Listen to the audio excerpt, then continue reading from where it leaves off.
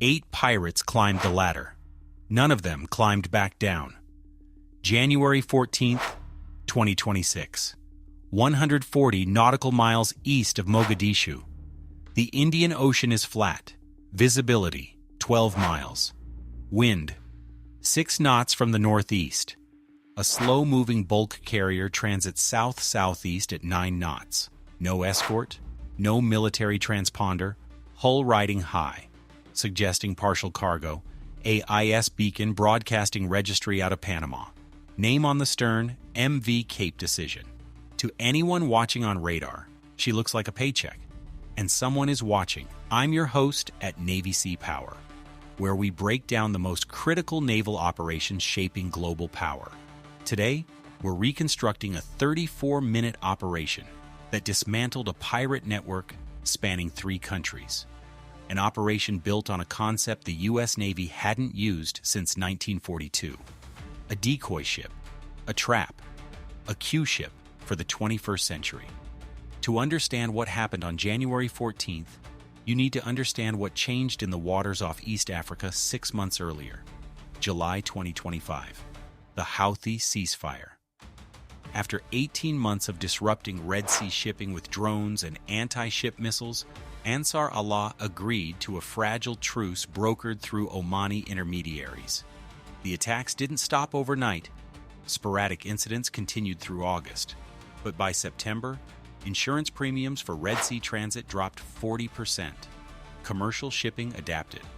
Container lines that had been routing around the Cape of Good Hope began shifting back to the Suez Canal. Tanker traffic through the Bab el-Mandeb Strait increased. And critically, vessels that had been hugging the Arabian coast to avoid Houthi threats pushed back toward traditional East African shipping lanes. Lanes that ran within 200 nautical miles of the Somali coast. The pirates noticed. According to combined maritime forces intelligence summaries released in late November 2025, pirate action groups operating from Puntland increased attack attempts by 370% between August and October. 14 vessels were approached, 6 were boarded, 3 were held for ransom. The resurgence caught naval planners off guard. CTF 151, the Multinational Counter-Piracy Task Force, had been drawn down to a skeleton force.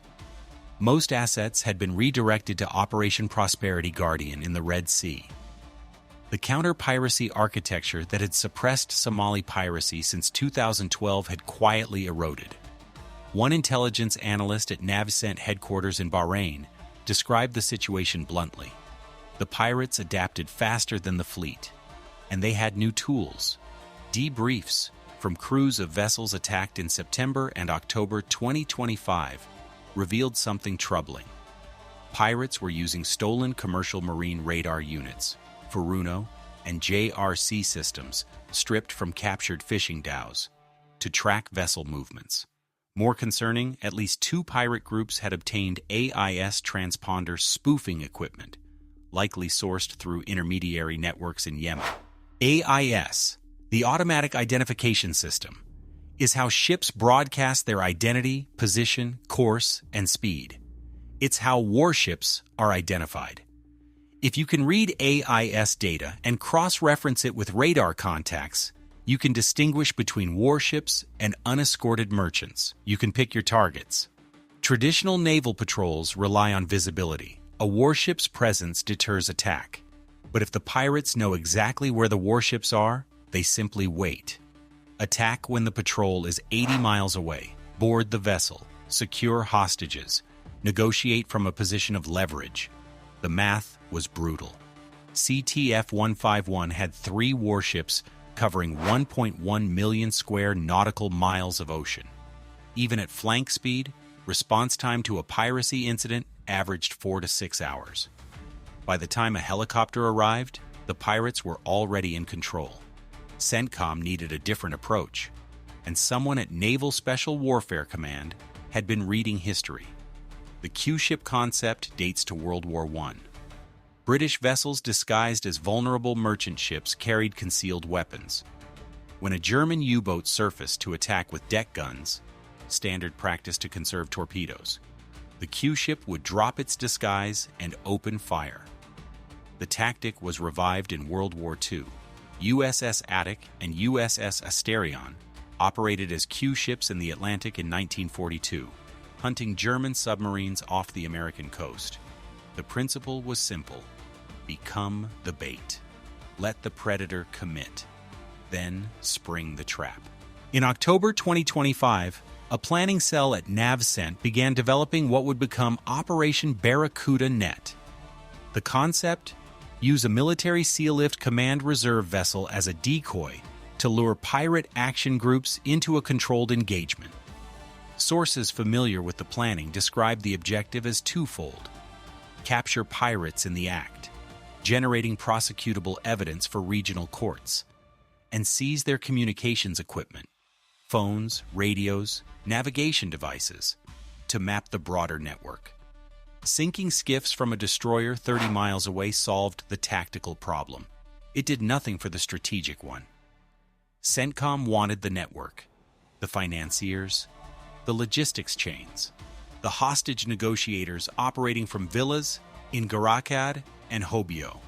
For that, they needed prisoners. And prisoners meant boarding. And boarding meant getting close.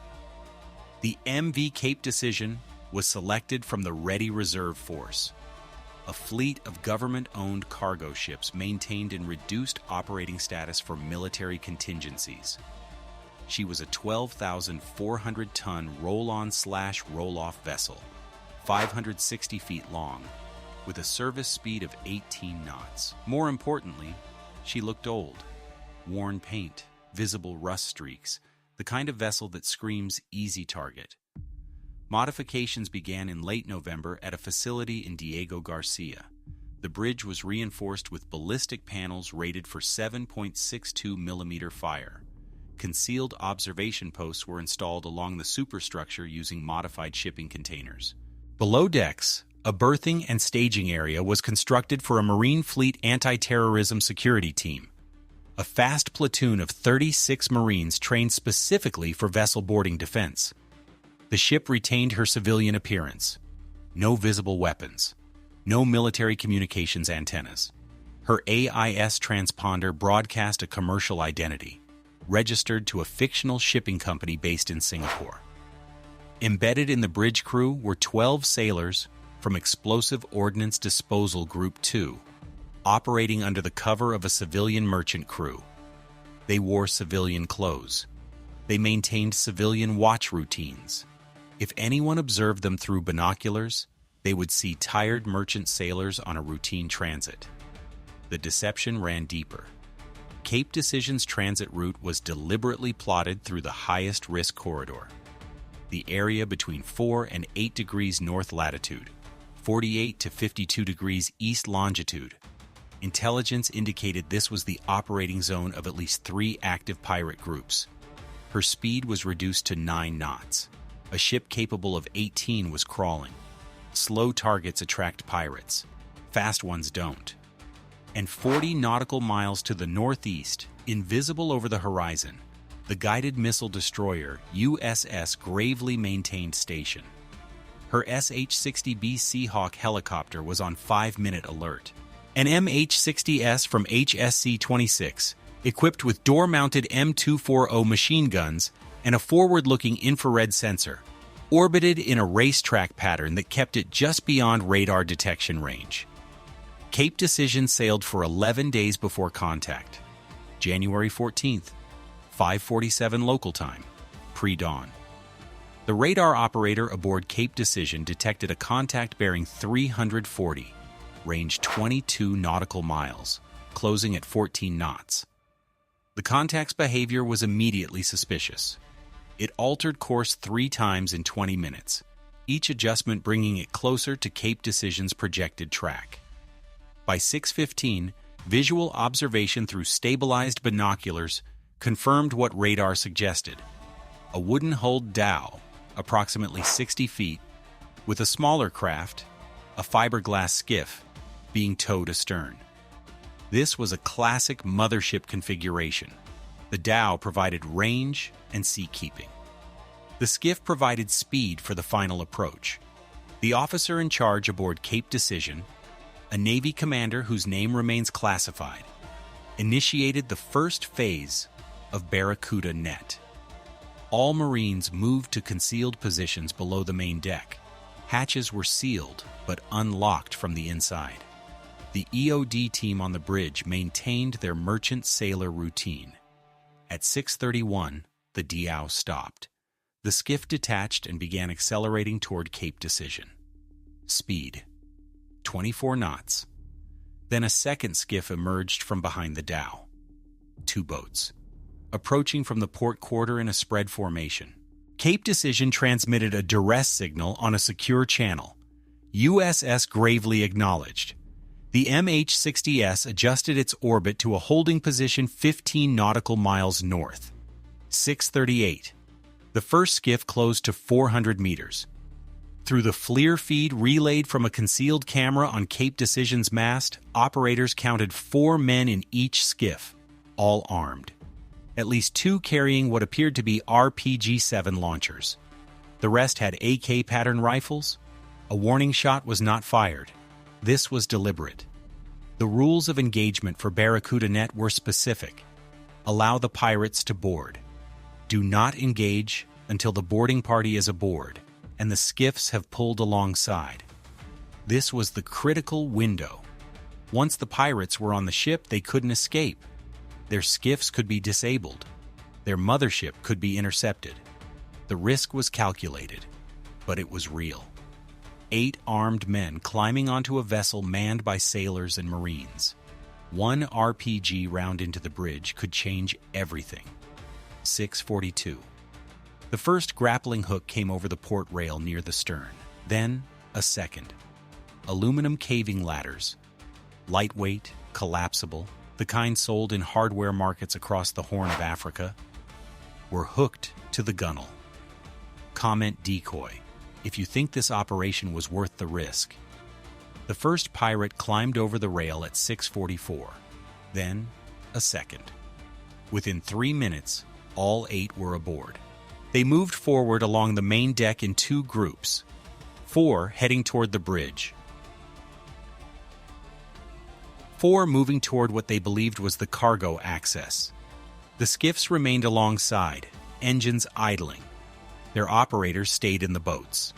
6:47. The bridge team made a calculated performance. They broadcast a distress call on VHF Channel 16, the International Maritime Emergency Frequency. This was scripted. The call would be heard by any vessel monitoring the frequency, establishing a record of the piracy event.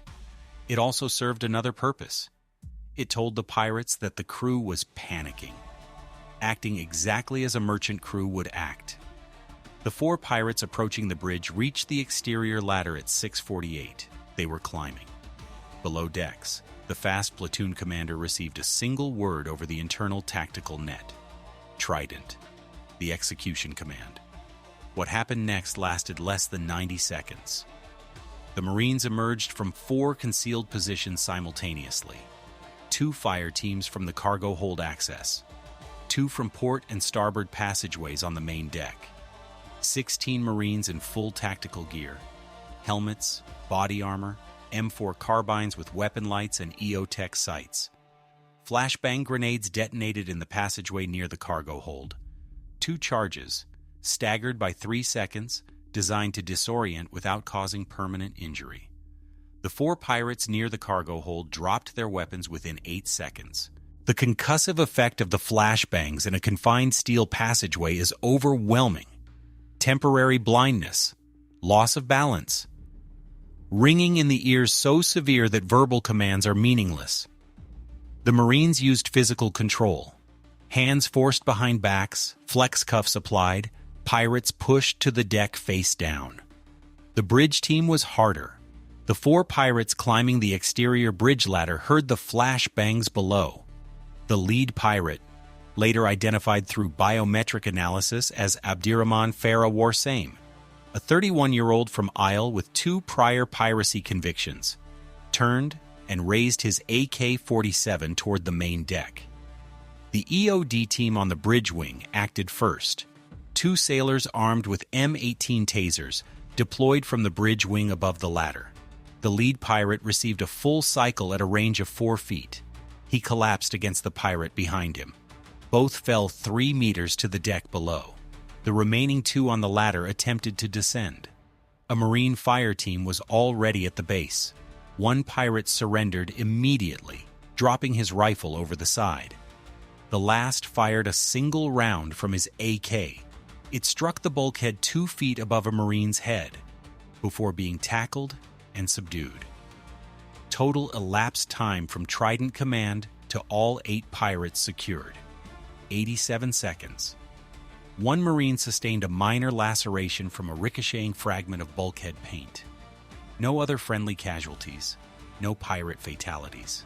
The rules of engagement had been followed to the letter. Minimum force necessary, but the operation wasn't over. The 2 skiffs alongside Cape Decision still had operators aboard. When the flashbangs detonated, both skiff drivers attempted to flee. One managed to pull away from the hull and accelerate to 15 knots before the MH-60S, now closing from the north at 140 knots, reached a position 200 meters ahead.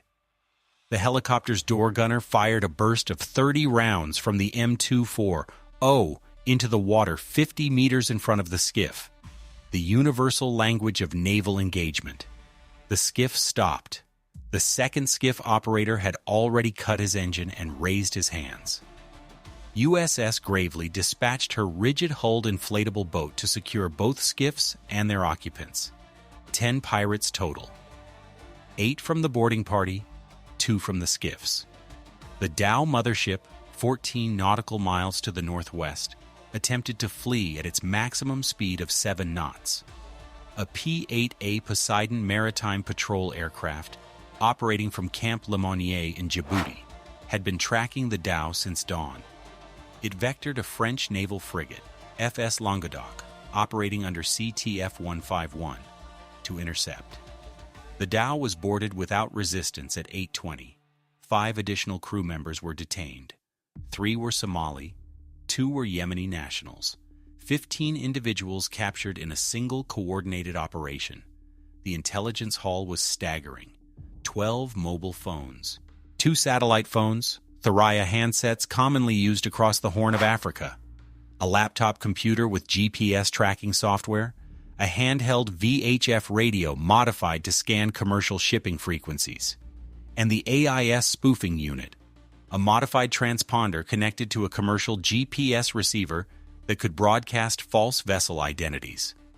Forensic exploitation of the phones began within hours at a combined maritime forces facility in Bahrain. According to sources familiar with the analysis, the phone data revealed a network far larger than the single pirate action group. Call records connected the captured pirates to financiers in Garikad, a coastal town in Puntland that had served as a piracy hub during the 2008 to 2012 surge. Financial transaction records, mobile money transfers through the Somali Hawala system, traced funding to intermediaries in Nairobi and Dubai. The network's operational model was sophisticated. Financiers in Garikad funded mothership expeditions. Intermediaries in Kenya provided intelligence on shipping movements, obtained from corrupt port officials with access to vessel tracking databases. Dubai-based contacts supplied equipment, the radar units, the AIS spoofer, the satellite phones. One phone contained a contact list with 47 numbers across 4 countries. Another had GPS waypoints marking previous attack locations, 11 points spanning from the Gulf of Aden to the Mozambique Channel.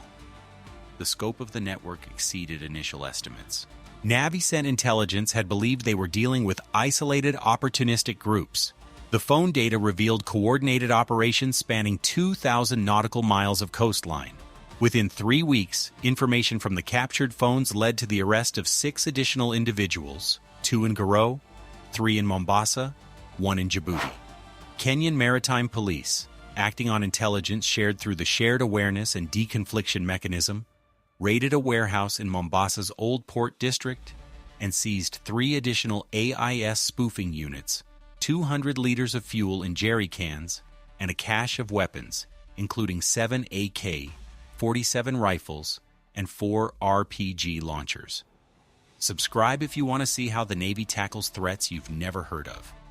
The legal processing followed the Seychelles model, a framework developed during the first Somali piracy wave. The 10 pirates captured from the boarding and skiffs were transferred to Seychelles custody under a memorandum of understanding between the United States and the Republic of Seychelles. The 5 from the mothership were transferred to Puntland authorities. The legal framework had been prearranged before Cape Decision ever left port.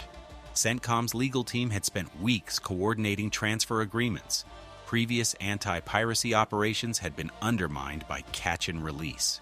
Pirates detained on the high seas, but released because no country would prosecute. Barracuda Net was designed from inception to produce courtroom-ready evidence. Every boarding action was recorded from 7 camera angles.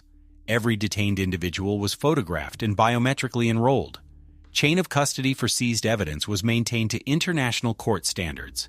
Naval Criminal Investigative Service agents embedded with the operation conducted initial interrogations using trained interpreters. This was not a combat mission adapted for law enforcement. It was a law enforcement operation conducted with military precision. But Barracuda Net left questions unanswered.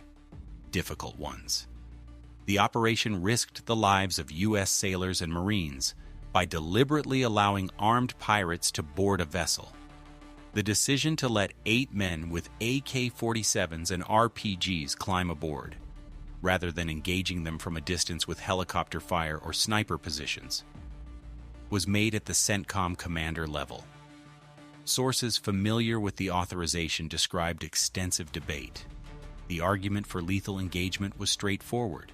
An MH-60S with door guns could have disabled the skiffs at 500 meters. Snipers positioned on the bridge wing could have engaged the boarding party as they climbed. Zero risk to friendly forces. The argument against was strategic. Dead pirates yield no intelligence. Destroyed phones reveal no networks. Sunk skiffs provide no evidence for prosecution. And video of U.S. military forces shooting Somali fishermen, because that is how the pirates would be portrayed in media, carried enormous political risk. CENTCOM chose the harder path, the one that required 36 Marines hiding in a steel box waiting for armed men to walk past them.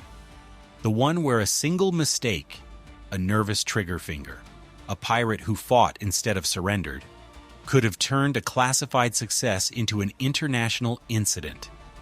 One shot was fired by a pirate. One round from an AK-47 that struck a bulkhead.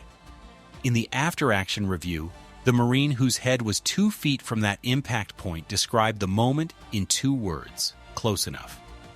There is a deeper question that Barracuda Net raises, a question about the nature of the threat itself. Somali piracy is not a military problem with a military solution. It is a consequence of state failure, economic desperation, and the collapse of governance in a region where the sea provides the only livelihood. The fishermen who became pirates did so because foreign trawlers had devastated their fishing grounds. The young men who climbed Cape Decision's hull with AK-47s were, in many cases, former fishermen recruited by financiers who promised more money in one hijacking than a lifetime of fishing would produce. Operation Barracuda Net dismantled one network. The phone data exposed connections across 3 countries. Arrests followed, equipment was seized, but the conditions that created the network remain unchanged. Puntland's coastline is still ungoverned. Foreign trawlers still operate illegally in Somali waters. Young men in coastal villages still face a choice between poverty and piracy. NAVCENT planners acknowledge this in internal assessments. The operational summary noted that Barracuda Net achieved its tactical and intelligence objectives, but cautioned that the piracy resurgence reflected structural factors beyond naval capacity to address. One assessment was blunt: we can capture every pirate in the Indian Ocean, and next year there will be more. The MV Cape Decision returned to reserve status in February 2026. Her ballistic panels were removed. Her concealed observation posts were dismantled. She sits in a berth at Diego Garcia, looking exactly like what she appeared to be. An old, tired cargo ship waiting for a mission that may never come. But the concept she proved has not been shelved. Sources familiar with NavCent planning indicate that 2 additional reserve vessels are being evaluated for similar modification. The Q-ship doctrine, dormant for 80 years, has been revived. And somewhere off the Somali coast, another dhow is preparing for sea. Another group of men loading AK-47s and ladders into a skiff. Another financier transferring funds through the Hawala network. The Indian Ocean is 27 million square miles of open water. 3 warships patrol it. And the next pirate crew will not know which merchant ship is real and which is a trap. That uncertainty is the weapon, not the Marines, not the helicopter, not the destroyer over the horizon. The doubt. And for now, that doubt is all the Navy has.